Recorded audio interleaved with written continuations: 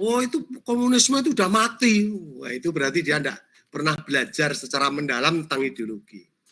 Enggak pernah ada cerita ideologi itu mati ya. Enggak pernah ada cerita. Ideologi itu kan sebuah ajaran, nilai, abstrak, enggak pernah mati. Yang pernah mati itu yang konkret ya. Jadi yang abstrak itu enggak pernah mati. Abadi dia, tetap. Kemudian menguatnya gejala polarisasi dan fragmentasi sosial, baik berbasis identitas, kesukuan. Nah, ini sebuah konsekuensi nih. Karena apa? Mudahnya komunikasi. Kalau tidak disikapi secara tepat, maka menjadi ini masalah ini. Ya, jadi sekarang ini kan mengental sekali nih. Misalnya saling mengolok-olok ya. Wah. Lalu saling menyebarkan tentang proses misalnya wah orang berpindah agama. Nah, yang seperti itu mestinya Kementerian Info itu ya mestinya harus berusaha untuk tidak memudahkan untuk bisa karena itu menjadi sumber apa? Sumber potensi konflik itu. Ya. Nih, lemahnya budaya kewargaan Indonesiaan. Jadi orang Indonesia tidak bangga terhadap keindonesiaannya. Ya. Ini kan kemarin kita bahas ini ya, terkait dengan bela negara. Nah, ini karena apa ya? Karena kumulasi berbagai masalah. Ya. Nah, disitulah harus kita tekan. Terus ini yang penting, Indonesia kurang mengembangkan wawasan dan praktik pembelajaran multikulturalisme. Jadi kita ini sekarang memang kurang ini ya mengembangkan, sehingga seolah bicara, oh itu etnis Tionghoa gitu, mengatakan gitu dianggap tabu. Sebenarnya tidak seperti itulah. Kalau kita biasa orang mengatakan orang Jawa, orang Sumatera, suku Batak, suku Sunda, ya kenapa tabu mengatakan etnis Tionghoa? Kan tidak masalah, ya. Jadi tidak masalah semestinya. Oleh karena itu kita biasa sajalah, jangan selalu dikaitkan dengan makna-makna negatif gitu ya. Yang kelima, lemahnya kebijakan dan kepemimpinan yang mendorong ke arah inklusi sosial. Nah, ini sebuah fakta ini ya. Ini dan ini berbau kritik ini. Lemah kebijakan-kebijakan kita itu ya. Demikian pula kepemimpinan yang mendorong ke arah inklusi ini. Jadi pemimpinnya sendiri ternyata memberi peluang, memberi kesempatan. Apa ini maksudnya misalnya? Itu tadi, buser-buser yang ngomongnya itu memecah belah kok ya diopeni terus gitu ya. Dibiayai gitu katanya. Dia dibiarkan gitu, konten-kontennya enggak blokir oleh Kemeninfo. Nah, mestinya tidak seperti itu kebijakannya, ya. Bahkan ada seorang guru besar itu dari perguruan tinggi negeri yang juga membabi buta membela buser-buser itu. Itu kan ya nggak benar juga. Ya. Kesenjangan sosial. Nah, kebijakan pembangunan masih berorientasi pada peningkatan pertumbuhan ekonomi daripada peningkatan pemerataan. Sehingga sekarang ini Indonesia ini mungkin kalau diukur kemakmurannya ya sudah makmur lah ya. Tapi yang makmur itu hanya sebagian kecil. Sebagian besar masih susah hidupnya. Karena apa? Mestinya kita harus berorientasi bukan saja pertumbuhan ekonominya, tapi juga pemerataannya. Dan alumni jadi PPKN. ini yang lemah. Padahal kalau terjadi kesenjangan yang tajam, pasti itu akan potensi konflik. Dan itu nanti sudah didesain di masing-masing modul dan akan menjadi tinggi itu. Nah, oleh karena itu mestinya pertumbuhan ekonomi harus diikuti pemerataan. Kemudian meluasnya kesenjangan, disparitas sosial antar pelaku ekonomi ya. Antar daerah, antar bidang, antar sektor, antar wilayah, bahkan antar person ya. Jadi disinilah ini masalah ya. Jadi yang kaya semakin kaya lah, contohnya hasil informasi dari telusuran itu di masa pandemi ini ternyata semua anggota DPR, semua pejabat tinggi negara, pendapatannya malah meningkat tajam. Sementara sebagian besar rakyat lapis bawah kelabaan karena dia kehilangan pekerjaan, kehilangan mata pencaharian, ya, kehilangan penghasilan karena tidak ada yang beli, ya, karena peraturan PPPK dan sebagainya itu. Nah ini kan sesuatu yang apa ya, sangat dilematis dan sangat kontradiktif gitu ya. Karena mestinya tujuannya itu adalah sebagai bentuk negara kesejahteraan tadi ya, kesejahteraan masyarakat Indonesia semuanya kan gitu. Ini tingginya tingkat korupsi dan ekonomi rente berakibat ekonomi berbiaya tinggi dan berimbas pada kejahatan sosial. Ini benar ini ya. Jadi tingkat korupsi sekarang ini luar biasa ya. Bagaimana Anda akan kan uang yang harus dibagikan untuk rakyat aja, bantuan sosial aja dikorup. Dan enaknya lagi, dikorup begitu besar, hukumannya ternyata malah didiskon ya. Karena toko-toko juga menggelar diskon sehingga tidak mau kalah, lembaga peradilan juga memberi diskon. Ini ya, berat ini. Nah, akibatnya apa padahal? Menjadi ekonomi berbiaya tinggi. Rakyat yang harus nanggung, rakyat kecil. Tadi, ekonomi rente ini, ya, oligarki itu, menentukan kebijakan. Harus PCR. Setelah diprotes ternyata bisa turun. Setelah diprotes bisa kemudian bisa dilonggarkan lagi. Dari situ kelihatan sekali bahwa semacam ada tawar-menawar gitu ya. Jadi tidak akan didengar, diperhatikan kalau tidak protes. Tapi kalau protes diposisikan sebagai radikal, kan berat ini. Ya, berat. Kurang mendorong kemandirian ekonomi dan lebih mengutamakan kepentingan nasional, ya. Nah, ini kemudian pelembagaan Pancasila. Ada dua yang saya soroti ini, yaitu lemahnya institusionalisasi nilai Pancasila dalam kelembagaan sosial politik. Jadi belum ada implementasi real ke dalam berbagai kelembagaan sosial politik secara kuat. Ya.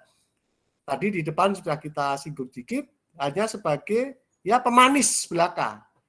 Tidak secara substansial, tidak secara sungguh-sungguh gitu ya. Ini dampaknya apa? Berbagai kebijakan itu menjauh dari bagaimana menguatkan nilai-nilai Pancasila. Yang kedua, kurangnya konsistensi dalam menjadikan Pancasila sebagai sumber dari segala sumber hukum negara. Di dalam pembentukan peraturan perundang-undangan misalnya, kita ternyata, ya ini contoh terakhir sekarang Omnibus Law yang dikritik banyak karena merugikan buruh, ya dan sebagainya. Sekarang oleh MK dalam uji materi dinyatakan harus dilakukan revisi. Ya, sekalipun pernyataan dari MK sendiri untuk dilakukan revisi itu ternyata juga kelihatannya tidak tegas gitu ya, ngambang, bahkan seperti akal-akalan gitu ya. Nah, itulah yang terjadi. Karena apa? Jiwa korup tadi, jiwa manipulatif koruptif itu sudah memang menyusup ke semua aspek kehidupan dan semua bidang. Oke, yang lain nanti baca sendiri ya. Nah, lalu keteladanan, nah ini dan ini bagian Bapak Ibu dalam tataran sekecil apapun, tataran bawah sebagai guru, maka Bapak Ibu adalah punya beban tanggung jawab untuk menjadi teladan, yaitu apa? Menjadi teladan bagi anak didiknya, ya. Nah ini marak sikap dan perilaku destruktif merusak loh, yang lebih mengedepankan hal-hal negatif di ruang publik. Ya. Polisi banyak disorot ini ya. Ya. Ini terakhir tadi pagi saya baca ya, atau tadi malam jam 11:30 itu saya baca dalam sebuah TV itu kasus penembakan di ring road mana itu ternyata pelakunya polisi, ya. Perwira kan salah. Nah ini. Padahal mestinya mereka itu semboyannya di mana-mana ditulis siap melayani dan melindungi masyarakat gitu. Nah ternyata mereka justru yang ada yang malah, ya, malah dengan mentilang, dengan menentukan sekian, ya, dan seterusnya. Nah ini kan tidak memberi contoh lah. Kita sebagai guru harus sikap perilaku kita harus ya mengedepankan hal-hal yang positif ya. Kurang mengarus utamakan keteladanan Pancasila di ruang publik. Nah, sekarang ini malah ada yang suka pamer, ya. Jadi makna keteladanan ini kan tidak simpel ya, tapi dalam segenap aspek harus hati-hati oleh karena itu. Jadi di masa krisis malah mempertontonkan menggunakan tas yang harganya tidak hanya puluhan juta, tapi ratusan juta. Ya, tas saja ratusan juta. Padahal rakyat itu untuk mendapatkan uang sebulan 3 juta untuk makan di pandemi itu susahnya bukan main. Ya. Nggak usah rakyat, lah ya. Saya dosen itu, masa kerja saya sudah 34 tahun. Ya. Berapa gajinya?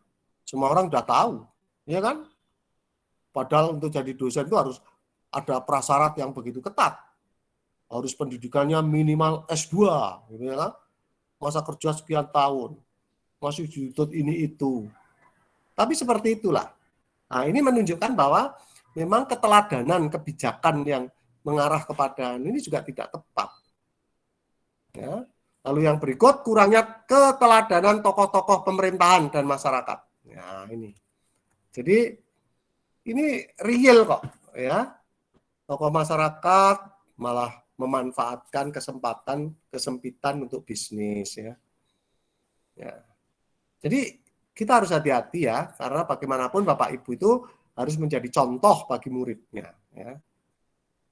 Nah, lalu kalau kita bicara fungsi Pancasila Bapak Ibu, maka di sana ada banyak sekali pandangan hidup, dasar negara, ideologi negara, pemersatu bangsa, sebagai filsafat hidup, sebagai tujuan hidup, sebagai moral pembangunan, dan sebagainya. Itu semua adalah sebenarnya menunjukkan fungsi. Ya.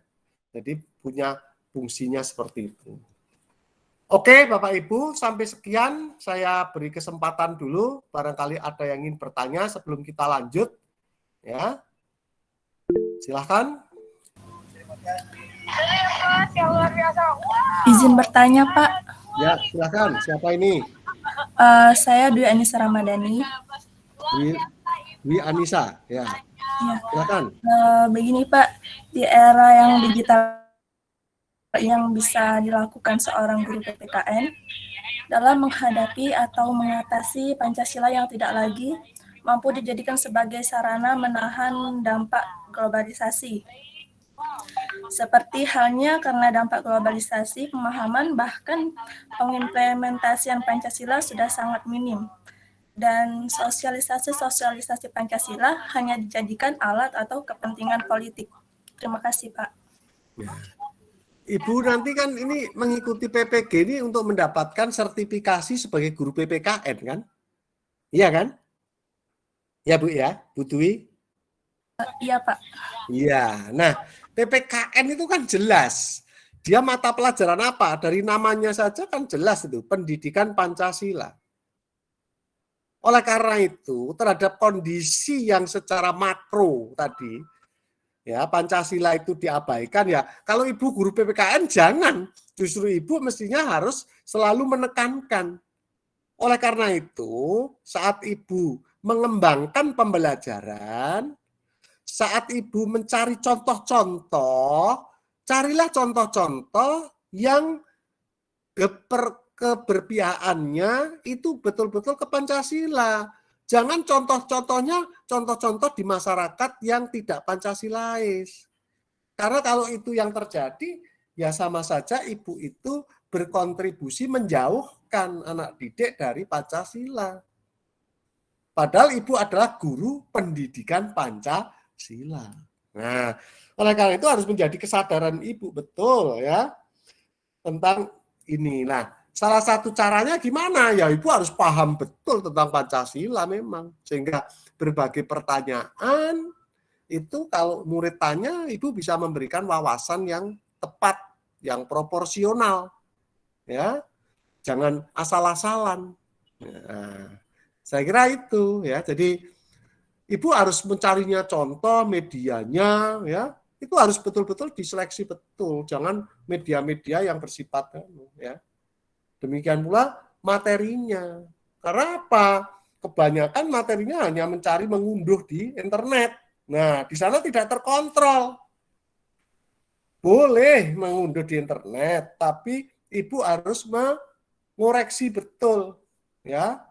Direview yang baik, lalu baru sampai murid itu karena apa? Supaya pembelajaran demokratis berpusat pada murid dibebaskan tapi tidak pernah dikontrol hasilnya. Akhirnya ya berkembang cara pemikiran sesuai dengan pesan yang ada di narasi wacana yang dia baca. Nah, ini berbahaya. Ya. Saya kira gitu Bu Dwi Ari Anissa ya. Iya, terima kasih Pak. Ada lagi? Mungkin silakan. Saya Pak. Ya. Assalamualaikum warahmatullahi wabarakatuh. Waalaikumsalam. Bapak siapa? Alvin dari Tasikmalaya. Alvin. Ya. Silakan Pak Alvin. Izin tanya Pak, menurut saya minta pendapat Bapak ya.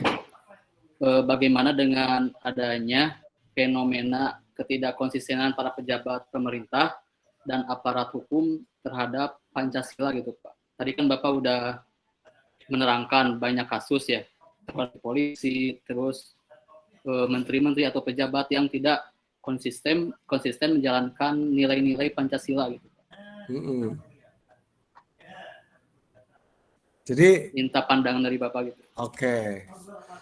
Jadi gini ya, mestinya memang mereka itu sadar bahwa mereka itu menjadi contoh. Ya, karena mereka menjadi public figure.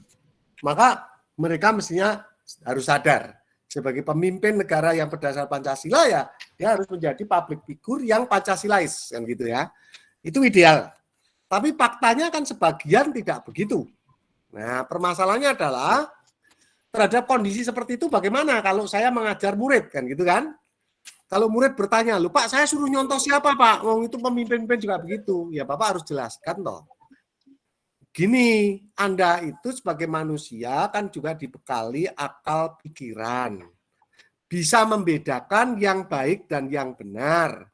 Bisa membedakan yang baik dan yang buruk, kan gitu kan? Nah, itu satu. Yang kedua, Anda kan juga punya cita-cita, punya keinginan.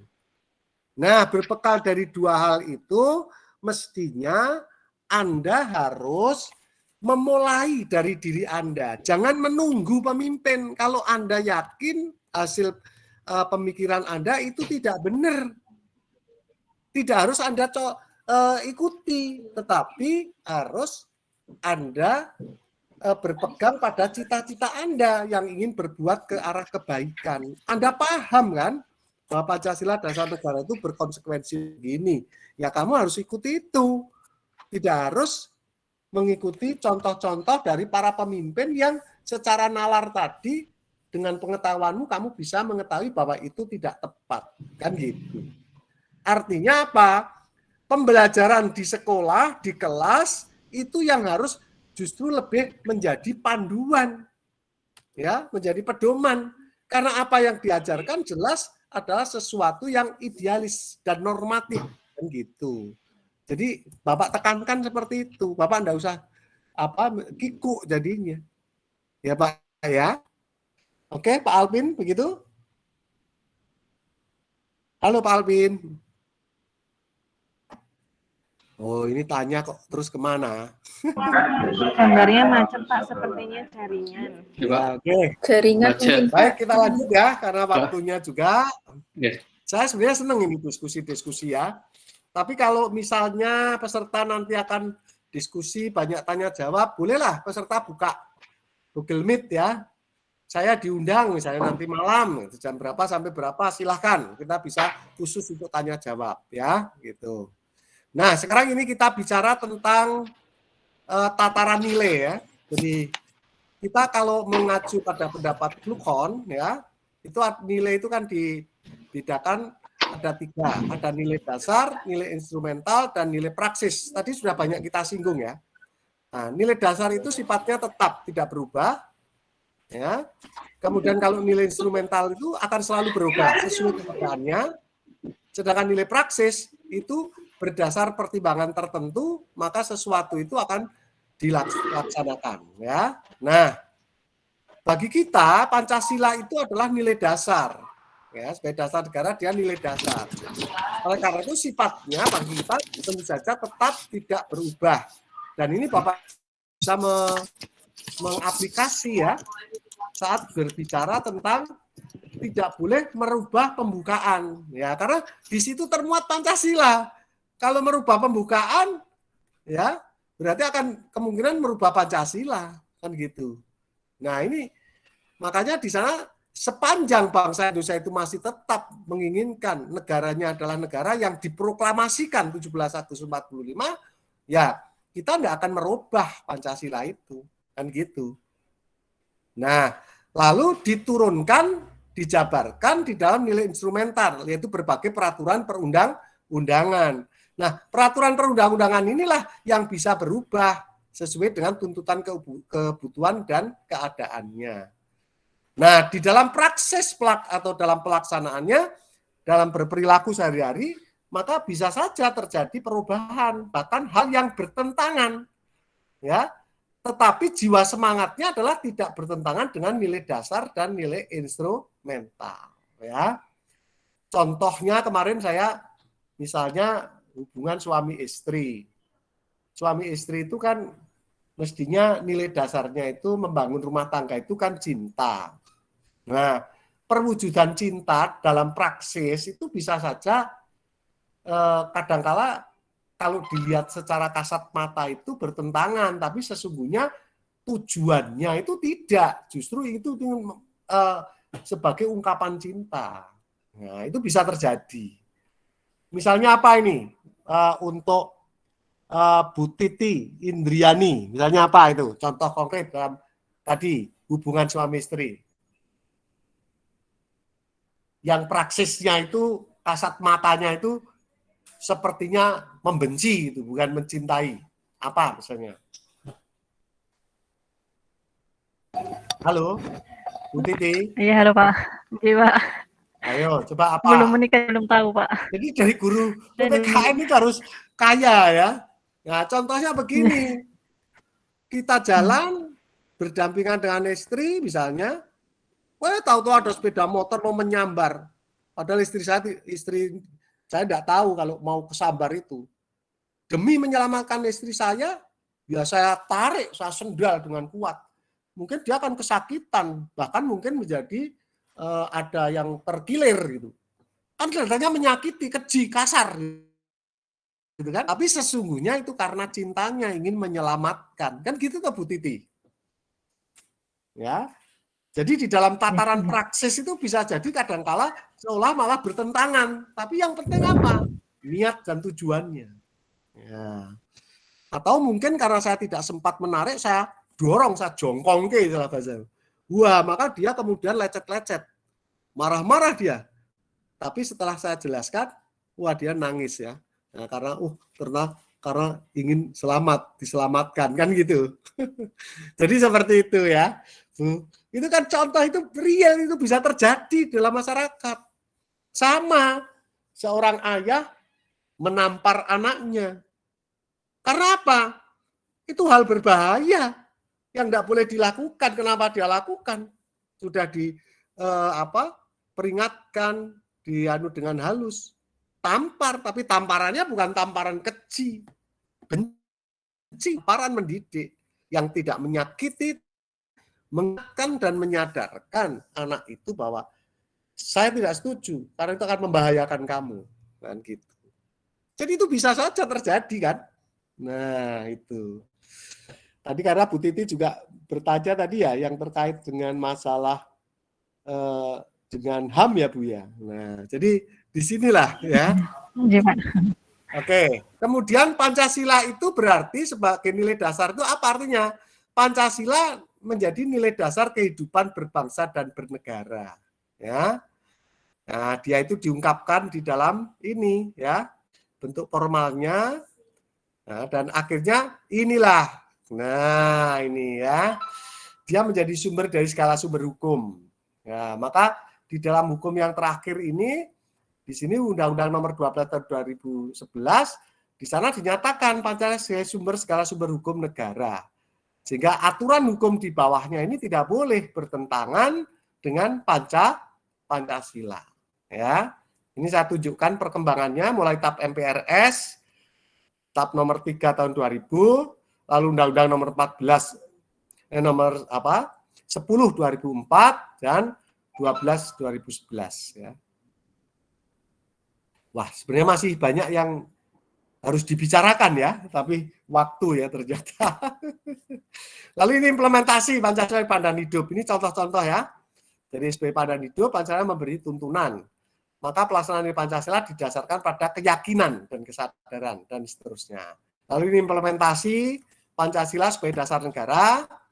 Lalu ada implementasi Pancasila sebagai ideologi ya. Implementasi Pancasila sebagai pemersatu. Ini harus hati-hati Ibu dan Bapak ya. Jangan menggunakan istilahnya PKI dulu, yaitu Pancasila sebagai alat pemersatu. Nah, karena maknanya beda itu kan. Sebagai alat pemersatu, itu kan setelah bersatu, maka alat itu kan hanya alat, maka akan dibuang. Bagi kita bukan. Pancasila itu nilai dasar yang akan senantiasa kita pertahankan. Maka dia bukan alat, tetapi dia sebagai media pemersatu bangsa. Ya, ini. Pancasila pemersatu bangsa menurut Sunoto. Itu artinya apa? Perpecahan di antara kita membuktikan kelemahan kita sehingga gagal mengusir penjajah dari Indonesia. Karena itu harus mau bersatu karena dengan cara ini akan lebih mampu dan kuat. Agar dapat bersatu harus ada pedoman dan pedoman itu tidak lain Pancasila. Karena itulah logiklah bila Pancasila dikatakan sebagai pemersatu. Ini logika sederhananya dikemukakan Sunoto seperti itu. Ya. Sebagai pemersatu berarti Pancasila itu adalah jembatan dan perekat kesatuan bangsa dan negara. Ya. Nah ini nih. Jadi Soekarno mengatakan sebagai alat pemersatu, tapi kita sebagai guru PPKN harus menghindari lah istilah alat ini ya. Jangan kita berikan sebagai alat ya. Ya, karena kalau alat itu dulu PKI jelas itu memaknai kalau sudah tidak terpakai ya nanti dibuang. Nah, kalau begitu kan bahaya itu. Ya. Jadi bukan alat tapi sesuatu pemersatu ya. Lalu ini implementasi Pancasila sebagai filsafat. Ya. Nah, memahami itu semua, maka Pancasila itu tidak bisa tidak harus dididikkan. Nah, kan gitu. Karena apa? Karena tidak bisa datang dengan sendirinya. Kemarin kan sudah kita ingatkan ya.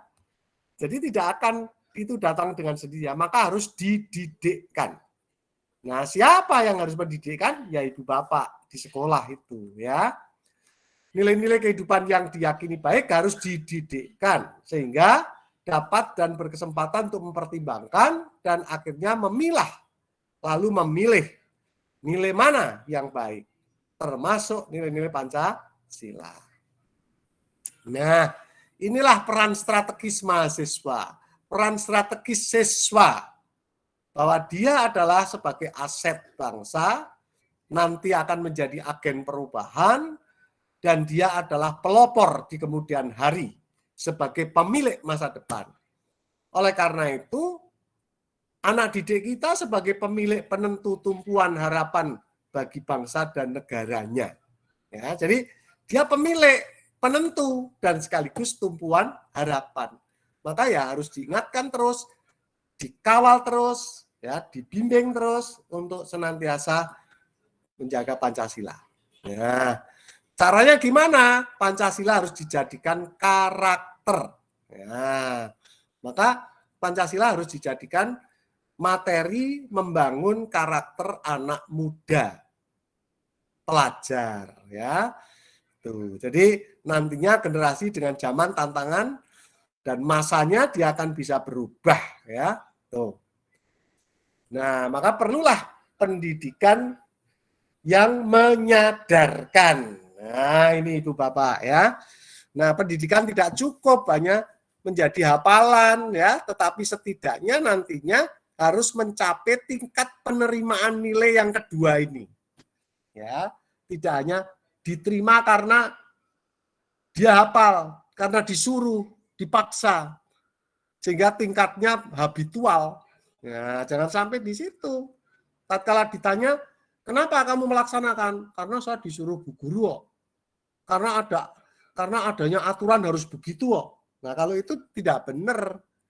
Itu namanya dia masih dominan faktor dari luar. Mestinya harus dimotivasi oleh dalam dirinya. Maka tingkat penerimaan nilai Pancasila bagi pelajar itu yang Bapak Ibu ajarkan mestinya sampai pada tataran ini Bapak Ibu, yaitu apa? Tataran rasional, ya, tingkat rasional, yaitu menghayati nilai berdasar analisis kritis penalarannya sehingga yakin dan mantap. Nah, itu akan bagus sekali kalau sampai pada tataran ini ya, tapi ini susah karena memang Pancasila itu bukan atau tidak sama dengan nilai agama. Kalau nilai agama itu dasarnya iman. Ya, oleh karena itu memang agama itu harus sampai ke sini ini, ya. Tapi kalau Pancasila setidaknya itu adalah sampai tingkatan rasional ini, ya. Oke. Meyakini benar Pancasila sebagai ideologi negara. Ini indikatornya Ibu Bapak, ya. Indikatornya ini. Kemarin sudah kita singgung, ya.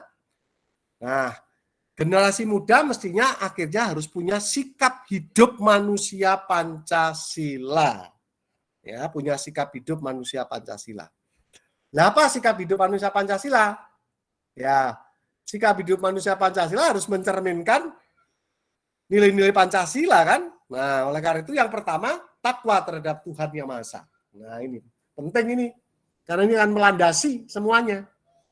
Yang kedua, kepentingan pribadinya tetap dikaitkan dalam kerangka kesadaran akan kewajibannya sebagai makhluk sosial. Nah, bahwa setiap individu itu pasti punya kepentingan pribadi. Bapak Ibu punya kepentingan pribadi.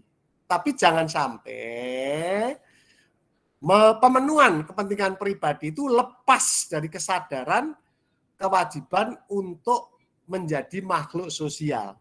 Kalau sampai lepas, Bapak Ibu egois pasti. Ya, itu yang namanya egois. Ya.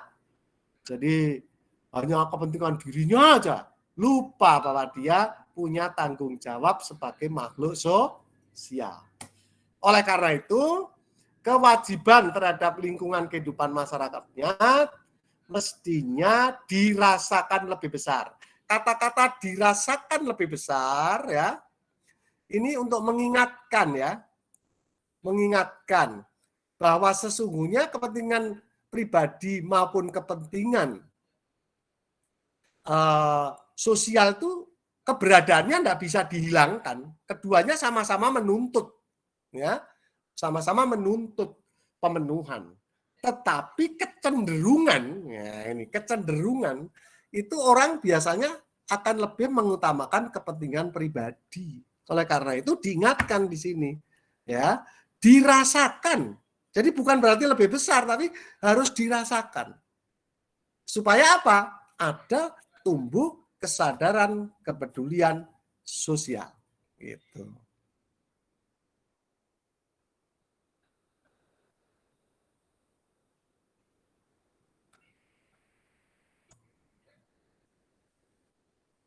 Baik, saya kira itu Ibu Bapak yang bisa saya sampaikan ya.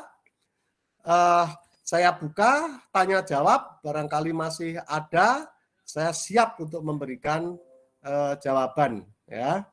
Saya persilahkan, sharing saya akhiri ya, saya kira ya. Wah, mau nyetop sharingnya gimana ya Bu? Kok enggak nampak ya? Bu Hani. Kok hilang ya?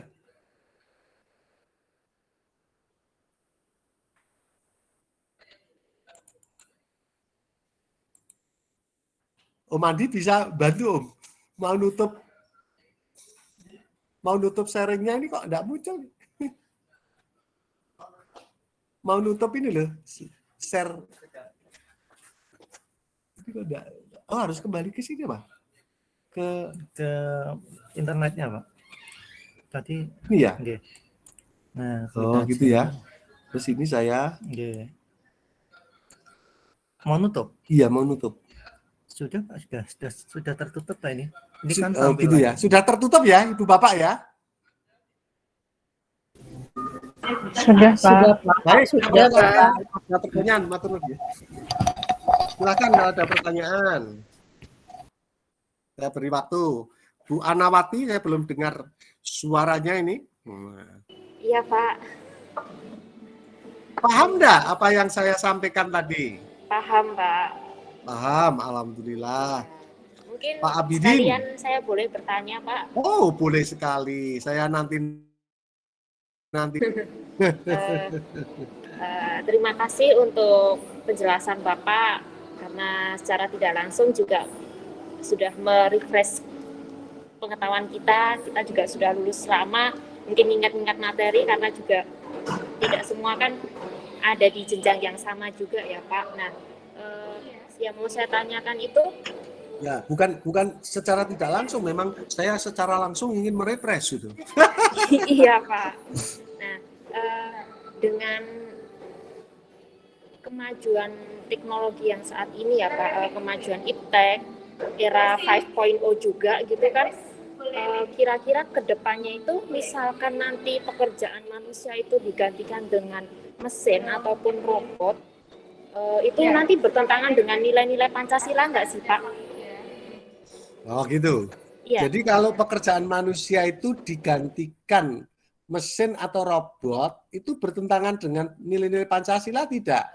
Iya, misalkan sila kedua. Ya kalau pekerjaan itu digantikan ya tidak ada hubungannya dengan bertentangan atau tidak dengan Pancasila ya. Tapi kebijakan, ya, kebijakan yang membabi buta di Indonesia misalnya, semua dirobotisasi, itu kebijakannya yang bertentangan dengan Pancasila.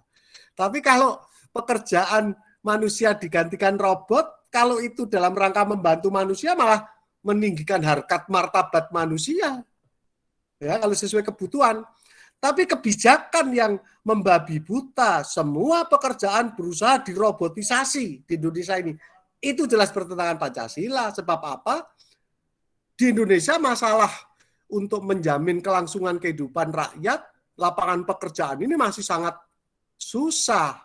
Lah kok yang sudah ada malah akan semua dibabat diganti robot. Nah, terus manusia disuruh apa? Jadi penonton. Nah kan, berarti kan bertentangan dengan sila kelima kan? Ya enggak? Jadi kebijakannya jangan keliru ya. Karena kan robot tidak bisa disalahkan. Dia sesuai atau tidak dengan Pancasila. Yang bisa disalah sesuai atau tidak Pancasila, bertentangan atau tidak, itu tindakan manusianya. Tindakan apa? Membuat kebijakan. Kan gitu. Gitu Bu ya. Jadi kita harus hati-hati itu ya. Jadi misalnya kalau dulu kita naik becak, naik delman, kemudian diganti mobil.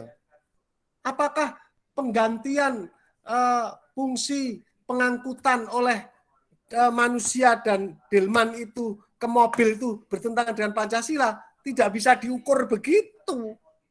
Karena apa? Karena itu instrumen, alat mobil itu. Bukan salahnya mobilnya. Iya kan? Jadi tidak bisa dinilai. Bahkan itu manusiakan manusia. Yang tadinya manusia harus ngenjot, sekarang menjadi ringan. Ya kan? Yang tadinya dia harus mengendalikan kuda yang begitu berat, muatnya sedikit, tenaganya ya relatif minimalis, sekarang menjadi lebih ringan. Kan gitu. Nah, tapi kalau kebijakan, misalnya dilarang semua yang sepeda, yang beca, yang delman, harus mobil. Kebijakan mengganti itu yang berpengaruh terhadap menurunnya kesejahteraan, itulah yang bertentangan dengan Pancasila. Bisa ditangkap Ibu maknanya? Bisa, Pak. Ya, jadi jangan menyalahkan alatnya, tapi yang disalahkan itu orangnya. Karena yang harus berpancasila itu adalah manusia Indonesia. Nah, pelaksanaan Pancasila itu kan nanti bisa wujudkan dalam dua, pelaksanaan secara objektif dan secara subjektif. Pelaksanaan objektif itu pelaksanaan terhadap Pancasila sebagai dasar negara, subjektif itu sebagai pandangan hidup. Nah, pelaksanaan sebagai dasar negara itu diantaranya apa? Membuat kebijakan. Karena perilaku manusianya berupa kebijakan itu, kan gitu. Paham ya? Paham, Pak. Bu Anawati ya? Oke. Siapa lagi? Monggo. Pak Abidin. Ya, Pak. Atas biaya dinas. Ya, Pak Abidin. Atas biaya dinas. Terima kasih atas kesempatan yang diberikan.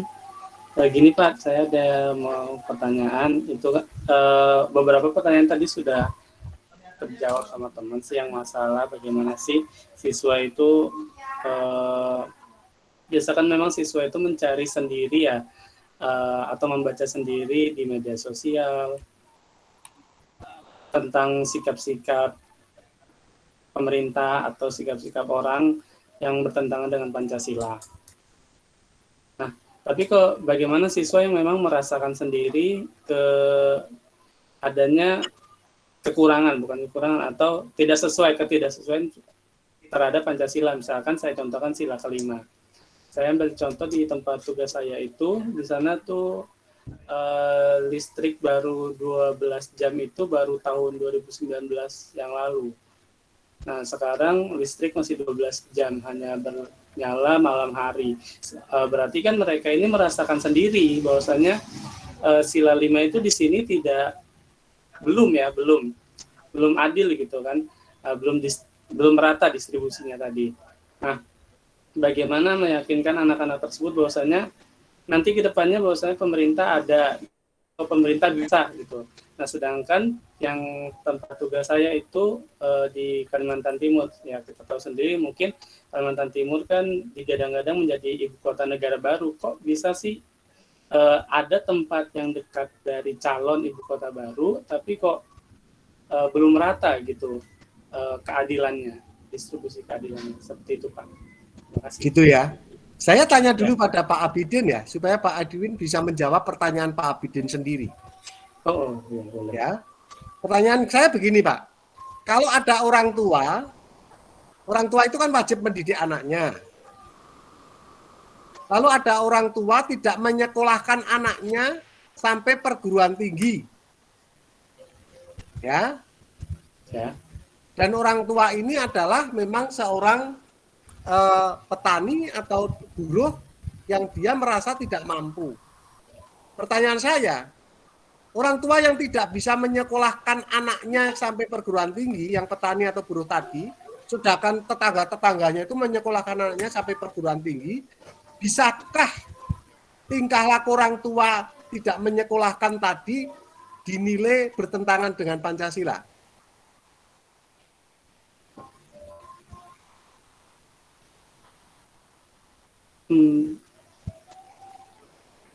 Bagaimana Pak? Bisa diulangi?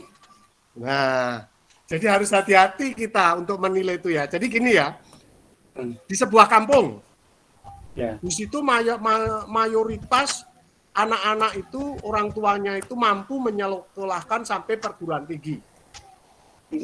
Tapi ada sarjananya buruh tani, maka dia tidak mampu menyekolahkan anaknya, padahal anaknya kepingin ke perguruan tinggi. Dia tidak mampu menyekolahkan. Oleh karenanya begitu tamat SMA, SMK langsung disuruh cari pekerjaan. Dia tidak menyekolahkan anaknya sampai perguruan tinggi seperti tetangga-tetangganya, kan gitu. Pertanyaan saya, orang tua yang tidak menyekolahkan anaknya ke perguruan tinggi yang kasus tadi itu bisa enggak dinilai dari dia berarti melaksanakan Pancasila atau tidak? Kalau begitu bukannya tergantung perspektif orang tua gitu. Maksudnya kalau misalkan orang Ya tua artinya sudah merasa begini, gimana? kalau orang tua itu anaknya 4, dia mampu, kok yang disekolahkan anak tertentu itu bisa dinilai tindakannya itu tidak adil, bertentangan dengan Pancasila. Tapi kalau dia tidak menyekolahkan itu karena ketidakmampuan, ya tidak bisa dinilai sesuai atau tidak dengan Pancasila. Memang dia mampunya begitu. Ya, jadi kita jangan ngebiah uyah, ya, sama asinnya, garam sama asinnya. Kita harus tepat, ya. Sama kalau negara itu belum bisa memenuhi kebutuhan warga negaranya, karena memang di situ tuh harganya kalau harus dipenuhi teramat-amat sangat mahal, apa bisa dikatakan negara itu berarti belum melaksanakan nilai-nilai Pancasila, belum sesuai dengan Pancasila? Ya kalau memang tidak mampu ya tidak bisa. Tapi kalau mampu tapi tidak dilakukan, yang dilakukan di tempat tertentu diskriminatif, baru itu bisa dikatakan bertentangan. Jadi jangan kemudian kalau seperti itu repot nanti ya. Orang-orang miskin itu berarti menjadi potensial untuk bertentangan dengan nilai-nilai Pancasila, khususnya sila yang kelima dan sila yang kedua. Karena apa? Nggak bisa membelikan HP yang bagus anaknya misalnya. Nggak bisa begitu. Tapi kalau dia itu punya anak 5, yang 3 dibelikan, yang 2 tidak dibelikan, sama-sama punya keinginan dan sama butuhnya, padahal dia mampu, itu namanya tindakannya bisa dinilai dari sesuai tidak dengan Pancasila. Tapi kalau dia tidak bisa membelikan semua karena memang dia tidak mampu, ya tidak bisa dinilai dari sesuai atau tidak dengan Pancasila. Harus hati-hati ya Pak ya. Iya Pak. Tapi sih menurut saya Pak ini sih, menurut saya untuk yang saya sebutkan tadi di daerahnya itu, saya bilang ya belum bisa memenuhi. Kenapa? Kalau misalnya analoginya yang tadi ada 4 anak, salah satunya ini kuliah sampai perguruan tinggi atau hanya beberapa aja. Nah, untuk yang daerah yang saya sebutkan itu untuk kecamatan sebelumnya itu sudah 24 jam. Kecamatan sesudahnya itu 24 jam. Hanya kecamatan yang itu saja yang saya sebutkan tadi itu tidak 24 jam listriknya. Seperti Ya kan itu. kasusnya begini, tadi ukurannya itu mampu atau tidak mampu. Oleh karena itu, mestinya Bapak harus selidiki, tanyakan. Jangan-jangan itu diprogramkan karena memang sesuai dengan kemampuan secara bertahap. Sini dulu, nanti tahun depan sampai ke sana, tahun depannya sampai ke sana. Itu nggak bisa dikatakan kemudian bertentangan dengan Pancasila, Pak. Ya, jadi kita harus hati-hati. Ya, sama tadi kalau punya anak 4, 1 dibelikan, padahal orang tuanya mampu, yang 3 tidak. Lah itu tidak sesuai Pancasila tindakan bapaknya itu. Karena wong mampu. Tapi kalau mampunya baru 1 misalnya. Anak 1 yang dibelikan karena mendesak, dia memang sangat banyak harus pakai HP. Dia dulu. Nanti 3 bulan berikut baru yang satunya lagi. Apa tindakan seperti itu adalah bertentangan dengan Pancasila? Ya jelas tidak, justru itu dia ingin melaksanakan Pancasila dengan sungguh-sungguh sesuai batas kemampuannya. Kan begitu toh, Pak. Jadi Mas berarti maksudnya juga walaupun ya, Pak, ya. Walaupun pemenuhannya terlambat itu tetap berarti benar-benar sungguh-sungguh. Loh, kan pemerintah dasarnya itu tadi mampu tidak mampunya toh, Pak. Nah, kalau seperti itu, kalau di kota sudah ada jalan raya, di desa Bapak pelosok belum ada jalan raya, berarti pemerintah tidak sesuai Pancasila. Ya tidaklah. Itu kan juga sesuaikan dengan tuntutan kebutuhan dan kemampuan untuk membangunnya kan. Ya, jadi disitulah ya. Paham ya Pak ya? Ya Pak. Terima kasih Pak. Ya, oke, ada lagi silakan. Ini suara Pak Risa Kota. Saya belum dengar apa yang ada yang perlu ditanyakan enggak? Tapi saya senang ya, Bapak mau menanyakan gitu Pak Abidin. Daripada Bapak merasa bahwa pendapat Bapak sudah benar, padahal ternyata belum tepat gitu ya. Nah, lalu nanti dijelaskan pada muridnya kan repot. Menyebarkan kesalahan yang berlipat-lipat gitu ya. Nah, kan repot. Lebih baik Bapak diskusikan dengan teman, dengan tutor-tutor yang ada, supaya Bapak mendapatkan lebih wawasan kan gitu ya.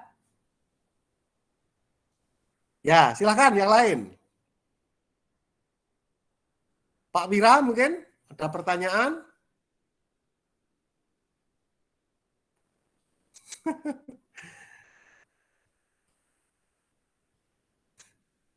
Kalau belum, barangkali sekolah panjang mungkin ada pertanyaan Pak Wira? Tidak terdengar suaranya, mungkin masih di... Wah, terima kasih Pak. Nah ini saya diberi pisang oleh Pak Tijan. Pak Andi juga di pisang. Ini sesuai dengan Pancasila. Karena sama-sama teman, pisangnya cukup. Kalau Pak Andi diberi, saya tidak diberi. Ya, padahal pisangnya ada, itu namanya Pak Anu membeda-bedakan, diskriminatif, bertentangan dengan sila kedua. Tapi kalau pisangnya hanya satu, padahal Pak Andi lebih lapar daripada saya, lebih butuh karena lebih kurus dari saya, yang diberikan pada Pak Andi itu tidak terkait dengan Pancasila Pak, ya. Justru sudah mempertimbangkan Pancasila sila kedua gitu. Bisa jadi contoh ini ya. Iya Pak. Jadi jangan mudah kita mengatakan misi spesifik tanpa kita mempertimbangkan itu patut untuk dinilai atau tidak patut gitu loh. Maksud saya begitu. Oke, ada lagi? Boleh izin bertanya lagi, Pak? Oh, boleh. Kenapa tidak? Siapa ini? Titi, Pak. Bu Titi. Oh, silakan Bu Titi. Nih, Pak. Kemarin saya sempat mendiskusikan ya, Pak, sama siswa terkait dengan gerakan separatisme yang terjadi di Papua. Ya. Nah, di situ kan gerakan separatisme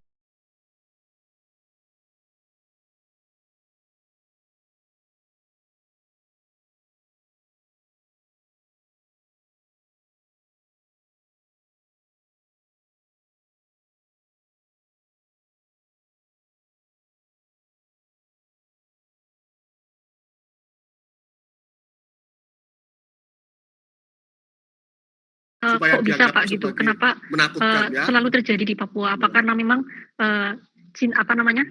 Papua sendiri masyarakatnya itu sudah tidak lagi percaya terhadap pemerintah atau karena alasan lain gitu Pak? Kalau sebagian kecil dari mereka itu ingin merdeka kan memang benar, ya itu tuntutan mereka, kan gitu toh?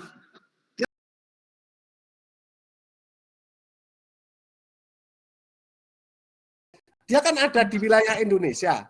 Tindakan separatis itu jelas tidak benar dan pemerintah juga sudah menyatakan bahwa KKB itu tindakan subversif, ya kan? Tindakan subversif, ya, terorisme.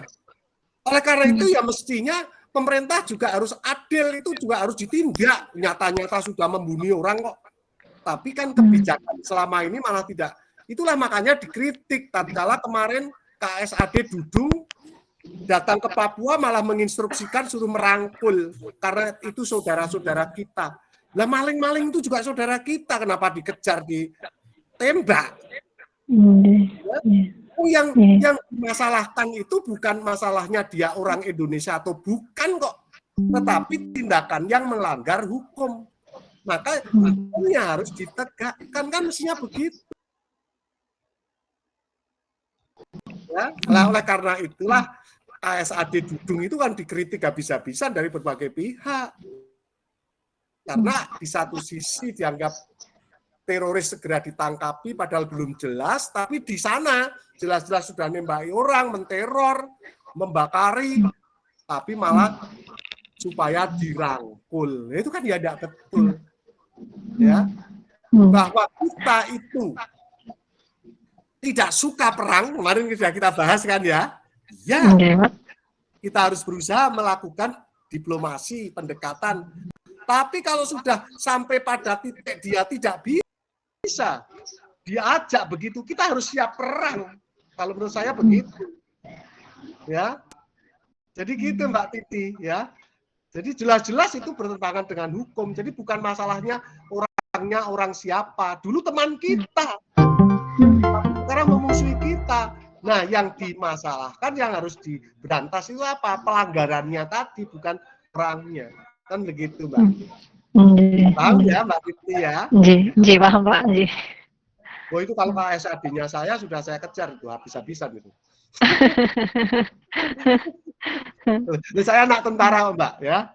Saya anak tentara, jadi saya punya seperti itulah ya.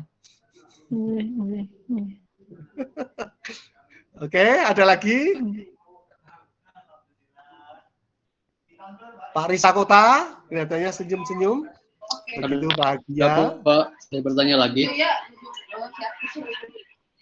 Ada yang ingin bertanya? Pak, halo Pak. Halo. Silakan. Siapa yang akan bertanya? Saya Pak. Ya. Halo. Oke. Siapa? Tanya Pak, maaf mic-nya Ya. Videonya di Alvin. Oh ya, silakan, Mas Alvin, silakan.